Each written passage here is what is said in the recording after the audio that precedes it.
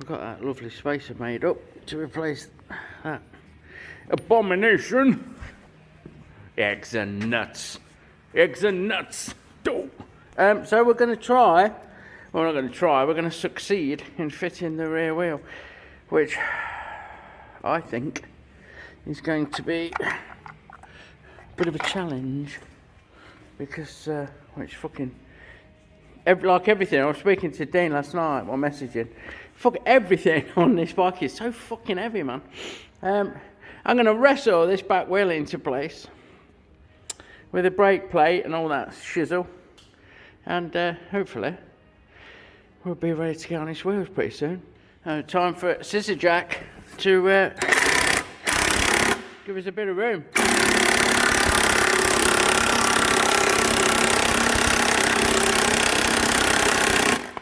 We can't get the back wheel under the fender, so we're having to lift it up a tad, and then we can feed it in, but we're still not quite there. Just need another inch or so. We'll get it in and then we'll drop it down a bit, and then we'll fuck about a bit, and Bob's your answer. And we're in, boys. We're sloppy joes, but we're in. Fucking tighter than the Twigger. There's no fucking room. Look at that bastard, fucking gleaming. It's a beast, and it's a fucking monster. But we're in. So everything lined up all right. Once I got jiggled and piggled and oiled and lubed and cleaned and fucking slipped her in like a treat, like, you know. So what I'm gonna do now is tension the belt up. Gosh, I'm out of breath. And with these adjustables, that's how it came. And go from there, really. I'll get that tweaked up, nip the spindle up, look at mounting the rear caliper, back light, and we're almost there then. We're waiting on these fucking rear engine bolts. You may remember. It's not, I can get into that one, but this one that you think would be easy is easy, but what I don't want to do is cut myself off with the exhaust. I'm not sure where the exhaust comes, so I need to look at that. I don't want to not be able to get on that fucking bolt. Look, so that sticker off.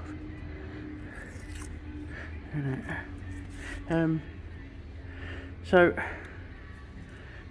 we're working our way through the list. I can't put the oil in because I can't put the filter on, because I might be changing the nuts on the bottom of these front mounting bolts. Look, these two on the other side. It's near enough under this filter housing, so if I put the filter on, I'm fucked. Can't get in there to do that. Put the air filter on, I guess, if needs be. Oh, get all that assembled. Don't want to put the paintwork on until very last minute, and the front mudguard the same. Don't want to put a tank on until I'm pretty much ready to fucking fire it up. So we'll spend the morning tinkering and fettling and putting back together nicely.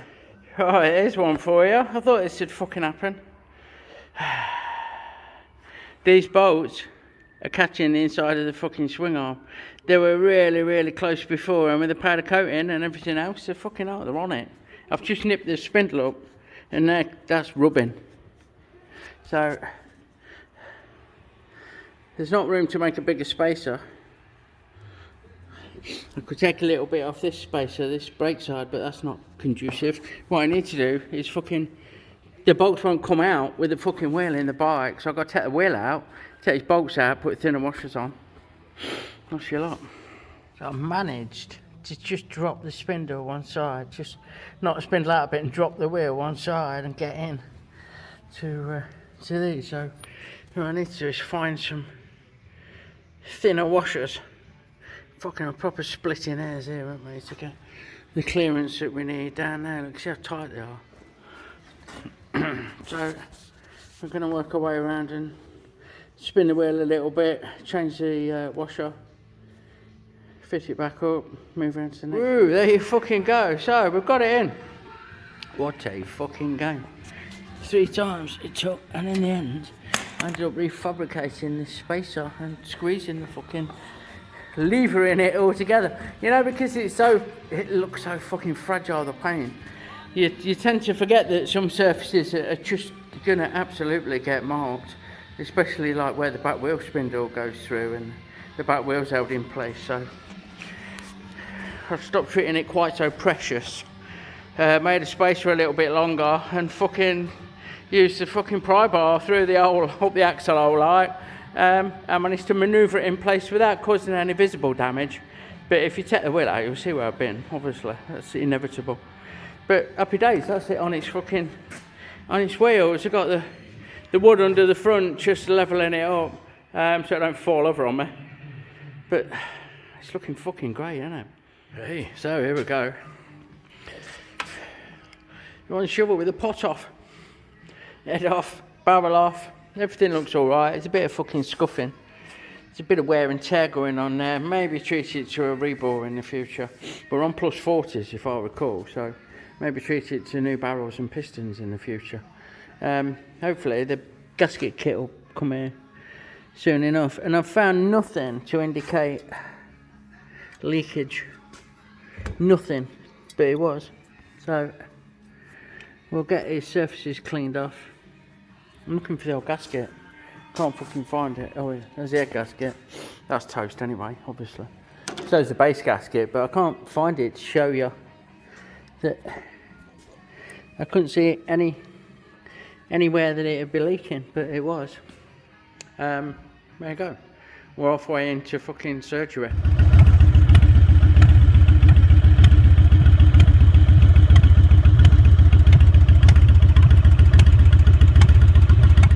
Righto, pot pickers. There's the old trumpet. Minus his paintwork. Ready to be stripped down. Everything there needs making pretty. Very little fabrication left. Well, no fabrication really. An oil line. Brake lines, throttle cable. I've got to fit the switches in the handlebars so they sit in there. A la the shovel head. Like the shovel head, look. Is that Dan's? Ready for some more. And here's fucking... And he knows, with the back wheel out for about the 4th fucking time. What a right, you won't believe it, but there you go. What a right fucking game, doing that back end. But we should have that all together today. The bolts have come, finally. These rear engine bolts have come, and proper nuts. So we can have fucking boiled eggs and nuts on there, can't we?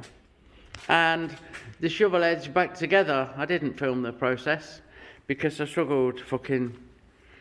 Do you need 2 hands to do the job? And this is up on the thing and in the way, and yeah, blah blah blah. So very little left to do to this morning. Get that finished, and hopefully it'll be running happy and not fucking leaking oil. If it does leak oil, I'll have to have a serious rethink because it could do with a rebore. There's some scoring on the bores and pistons. It's not too bad in the ring area, like, you know, but it's there. And ideally I'd give it a freshen up, but you can't get the fucking pistons, can you? Because it's on plus 30s now. They need plus 40s, no one has them. So you're going back to stock. You're starting again, which again, it's not the end of the world, is it? You know, it's a good place for it to be. With standard sized barrels and pistons. So, but again, no one's got them in stock. Well, they've got front barrels, no rear barrels, and Wiseco pistons, which cost you fucking firstborn. There you go, such is that. Right, I'm very happy to report the back wheel assembly is now complete. 5th time's a charm. We had an issue with caliper spacing and other sorts of things. Excuse me, we've got all that in now. We're running through the list. We're going to change the rear engine bolts next. For the ones that are long enough, we've got the proper nuts as well. Bollock them up, bollock the front ones up. And then we're looking at the head steader. I'm hoping that new bolt comes that I ordered for this, so I can tighten this up and then mount the ignition. I can put the seat cover on, but these, oh, we're having a change of fucking, look, these, there you go, they screw down on there and hold the cover over the electrics, and the seat springs mount through them with the R-clip, but we've changed the springs for different ones. We've gone on to these motorcycle storehouse heavy duty scissors rather than the fucking ones that's in the office, you see, so you can't see it. So I need to take these down to the lathe, across to the lathe, and machine them down to suit that, which is a nice job.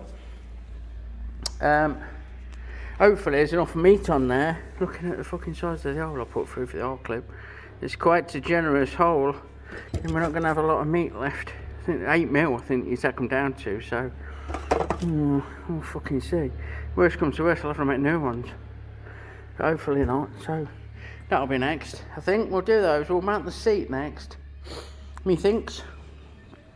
And the side stand, again, that's a bit of a fuck up. It took me ages, the side stand. I was looking and I couldn't remember where it mounted. And I'm checking the forwards and I'm looking under here, the primaries, and trying to work out where something like this would mount. And the reality is that it goes in that slot. It actually mounts in this slot. Oh, little boo-boo there. Oops, that's what that's for. There's some round the inside there you can't see where the swing arm touched. So that mounts in there, which is going to be fucking less than pretty. You know, it's a chromed, painted, welded bracket thing. There you go. I don't think, it's no show pony, but that could be made nicer, somehow. Okay, I'll try and show you one of the many tricky bits. There's a nut on the end of this bolt now.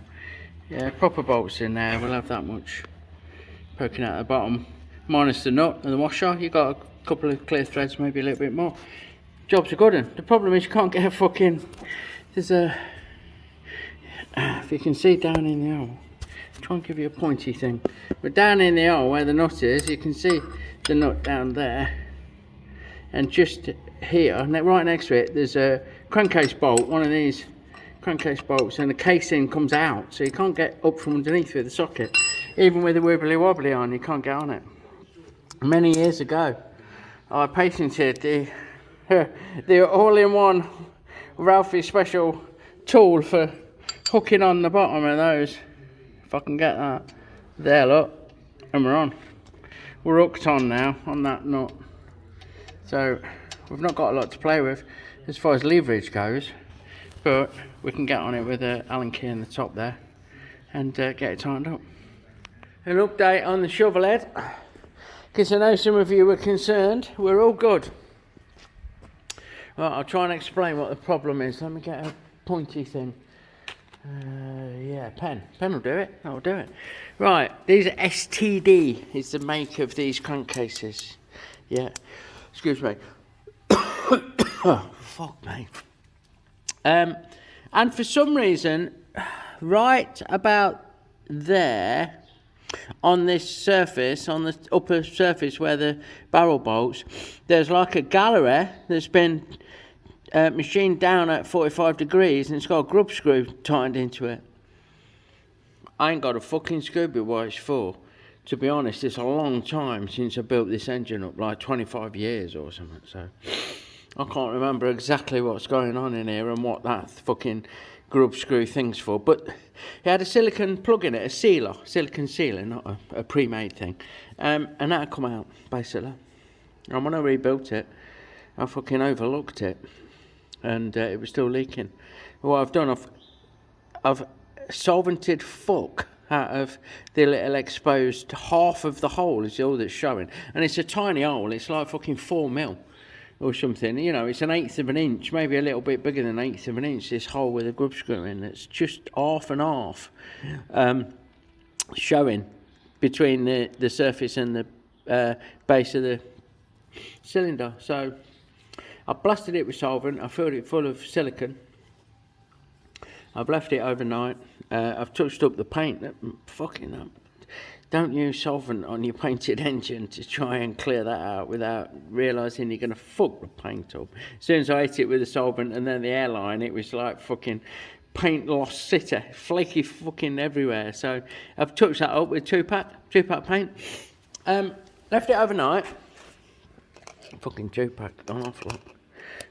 Yeah, look, I've done the old fucking weird old Paul Daniels fucking trick.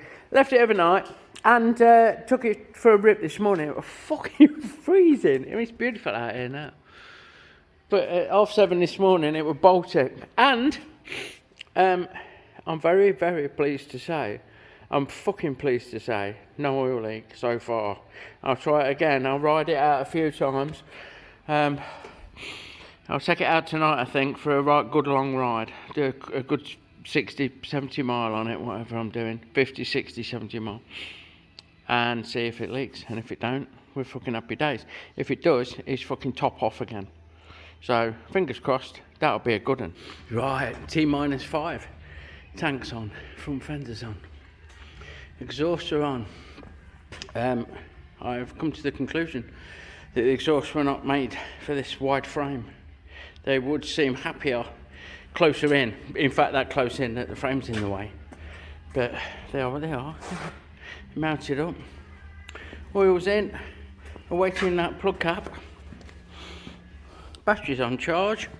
I've not put the seat back on because I want to check the oil flow. Although it's got an oil pressure switch. An oil pressure light indicator switch type method thing. So there's that. And I'm not sure what Adi wants to do with this. It was redundant before, as I've said. This is your trip meter reset thing, so it's not something I use myself. But we're pretty much there. I think the next thing you'll see is it firing up, hopefully, and going down the fucking road. Although I can't record myself going down the fucking road, but you know what I mean. Epilogue. Here we are. In all the glory. Done, finished. There's just the sneaker ignition on, the oil light, speedo lights up. Come on, don't tell anyone. Set this to run, give it a squirt, choke's already out. Oh, what do you reckon? Woo-hoo! There we go.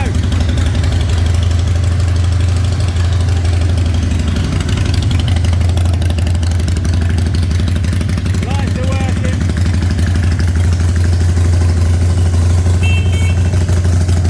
This is working. There's no wrong with that.